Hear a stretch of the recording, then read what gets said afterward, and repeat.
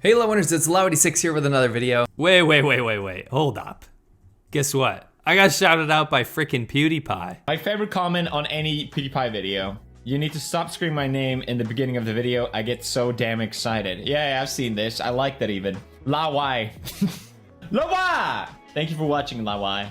That's actually what we named the show for. We didn't steal it from anyone. If you guys follow any sort of like English-speaking media about China or Hong Kong or Asia in general, you'd know that South China Morning Post is one of the forefront, one of the biggest Asia-based newspapers out there.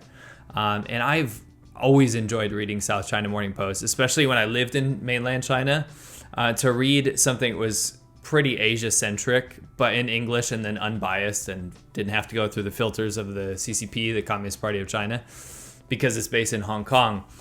It was awesome. Hong Kong has freedom of press, and it was always a really good go-to newspaper, a media outlet that gave me some pretty good unbiased coverage that was equally critical of China as it was, to the rest of the world. So when they reached out to me, I was kind of excited, but I was also super, super concerned because South China Morning Post was, at least in part, bought by Jack Ma, who's a mainland Chinese billionaire, owns Alibaba. And with Hong Kong's national security law now, it means that if you speak out against the CCP, against the Communist Party of China, then you could be liable to be punished within mainland China. So news outlets are obviously going to have more of a difficult time operating out of Hong Kong with this kind of looming over their heads. So I was super surprised when I saw South China Morning Post, a media outlet that reasonably has to kind of watch what they say because of this whole national security law and because of Beijing's influence over them, when one of their journalists, very brave journalists, actually reached out and said that he wanted to talk to me and Serpent Winston. In fact, you know what I'm gonna do? Because South China Morning Post, it got me through some really hard times. When I had to escape from China and I was in exile in Hong Kong, the place that kept me safe and hopping around from location to location, me and South China Morning Post, we had some times together. It got me through a lot, That newspaper really pulled me through some of those tough times.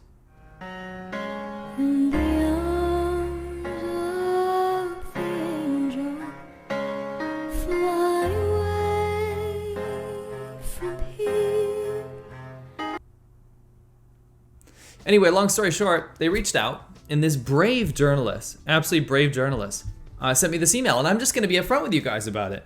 Before it comes out, why don't I just tell you what he asked me, what he sent to me, and then I'll tell you word for word verbatim, and then screenshot exactly what happened within my email correspondence to this journalist. And then you guys can kind of make up your mind, and then when the article does come out, we can see what happens.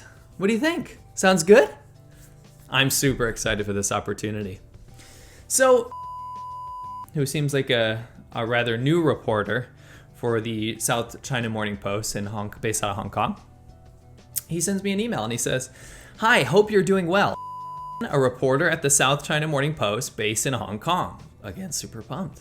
"I'm writing an article about the China YouTubing community, which features the channel of both Serpent and Laowai86. am reaching out to give both of you the opportunity to comment for the story, particularly on the question of whether now you see yourselves as anti-China YouTubers."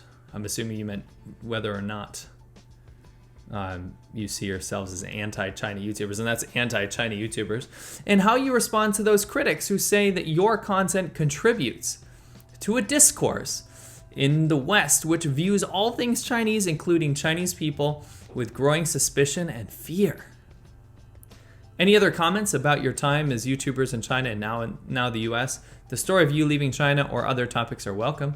If you would prefer to talk over the phone, I am available. Best reporter." Particularly, I like the part about this opportunity that I've been given to comment on the story about whether or not I see myself as an anti-China YouTuber. So it got me thinking. I was like, you know what? This is an opportunity. This is a chance to get a lot of eyes on my channel and support my message potentially, right? So I'm just gonna tell you guys point blank what I said back, and you guys can read along And again, when this article does come out, we can see how brave this journalist was and how brave this newspaper was to actually put my words in here, because I think you guys know this. I'm pretty critical of the Chinese government, and if someone were to put this out, what I was about to say, which is straight from the heart, I would be very, very impressed, and I would actually be much less concerned with the nature of how Hong Kong's free press is going under this kind of huge umbrella of the Chinese Communist Party that's putting a lot of pressure on them. If they post what I say, I'm going to be super, super proud of both this journalist and this newspaper. A lot of respect is going to come back from me. Maybe I'll start to think that maybe this national security law didn't have a big impact on freedom of speech within Hong Kong. Maybe I've overblown it in my mind. This is what I said. Thanks for reaching out. We appreciate the opportunity. First of all, both Serpent ZA and I, Laowinner86, think the term anti-China should be reserved for actual critics of China as a nation, culture, and people. Both myself and Winston are very much pro-China, in that we love the country, we maintain and cherish countless friendships, and we have Chinese family whom we value and love. When we criticize the Chinese government, we are doing so because of the changes we saw in our over 10 years in the country. We watched a nation of hope and increasing liberalization, whether it be the fairly open access to international websites or the fairly hands-off approach the government had on citizens' daily lives. However, we also watched China under its current leadership ramp up nationalistic rhetoric, cut the populace off through censorship of the internet, and stoked xenophobia amongst the population. We are constantly labeled and attacked as anti-China, when in fact a very large portion of our supporters and subscribers are not only Chinese people living abroad, but also mainland Chinese who thank us for criticizing the policies of the Communist Party of China. We have received emails and messages from people who have suffered under the policies of the CCP and are increasingly concerned about the increasing surveillance state that the Chinese government has led China to become. We have always made it abundantly clear that if peoples in countries outside of China are being racist or suspicious of Chinese people, that not only do we condemn this behavior, but we call it out as wrong and criticize anyone who has done so. Influencers and critics who mass label all of our content as anti-China seem to fetishize the idea that Chinese people are all content and should be under the leadership of a big daddy government. Another common thread of these people is their lack of ability to speak Chinese and maintain any meaningful relationships within China. We respect anyone's right to freedom within China to support the CCP. By the same token, we also support anyone's right and freedom to be critical of the CCP. And we also find it abhorrent that not only are Chinese people not allowed to express dissent, but are actively punished and coerced into not doing so. Our opinion of China as a nation hasn't changed, but we will criticize the issues within China that we think are a direct cause of heavy-handed, one-party state policies of the CCP. Criticism of the government is necessary in a society that is to become part of a global network. The Chinese government has led China down a path of censorship and restriction.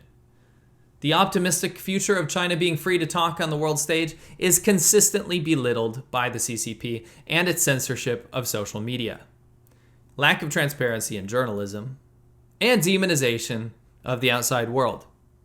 We believe in universal freedom of speech, transparent government, accountability for human rights atrocities, and an open press. The Chinese government is responsible for China having none of these things. So in closing, do our videos criticize the actions of the Chinese government? Yes. We think that the ideology and practices of the CCP are diametrically opposed to the freedoms that should be allowed to the people of the world. Sincerely, Laowinner86 and Serpent ZA. Let's see if one of my favorite media outlets can actually do the right thing and publish what I said, and hopefully they don't face too much backlash for it. I'm Serpent ZA, and I approve this message. I really appreciate everybody that's supporting me on patreon.com/Laowinner86. You guys talk to me every day, Monday through Friday. I'm answering your guys' questions. You can talk to me, send me video ideas.